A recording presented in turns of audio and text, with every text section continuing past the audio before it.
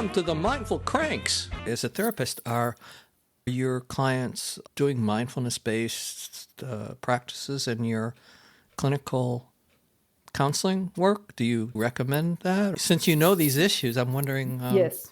Or do you kind of rescue and help people recover from being mindfulness practitioners? Yeah, I like that. Yes, I would say both. There, Okay. Ron. I feel sometimes people need an intervention around this. I have said sometimes, very directly to people, stop making yourself into a project. Like it's just exhausting. Oh, yeah. The way people, Yeah, I mean, and I've seen it too, where people feel like they have to be mindful all the time. It's like, can't you let yourself have some fun?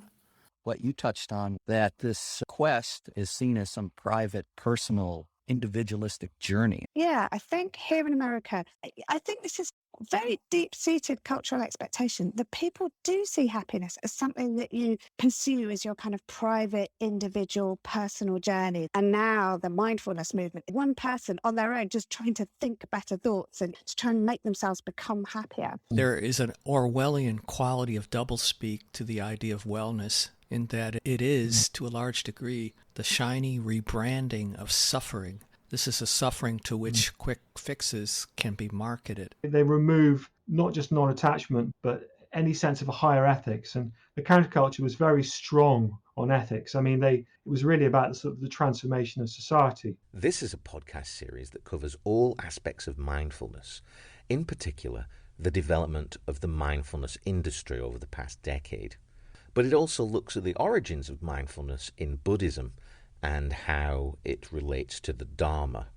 You're teaching people in these intervention programs, but what I thought is there's a gap there between what they're saying they're doing and what they're actually doing. They have nothing to do with him being a Buddha or a Buddhist. So what we're really talking about is universal. Mindfulness is universal. It's interesting how through MBSR there's this attempt to make it universal, the Buddhist teachings, by hiding the fact that it does come from a Buddhist framework. They have nothing to do with him being a Buddha or a Buddhist. So what we're really talking about is universal. Mindfulness is universal. And he's sometimes joined by a co-host, David Forbes.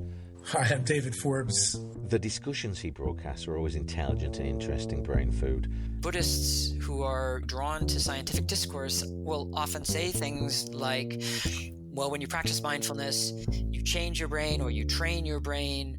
First of all, we have to say anything you do changes your brain. You drink a cup of coffee, it changes your brain. You ride a bicycle, it changes your brain. Your brain is always changing. So the idea that something changes your brain is totally trivial and uninteresting. I'm Ron Purser, host of the Mindful Cranks.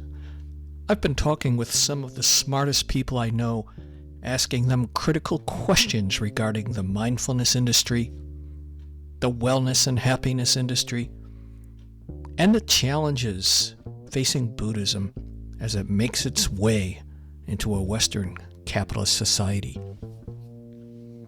Stress is an interesting phenomenon politically, I think, and culturally, in that it doesn't really articulate itself in any clear way. The diagnosis is unclear, the symptoms are unclear, but clearly it has a political element to it. If I assume, as I do, that the Noble Eightfold Path is to cover all of life, nothing left out. So you backwards engineer from, I've only got 8 things and it's got to cover everything in the human experience. Oh my God. Let's crank it up.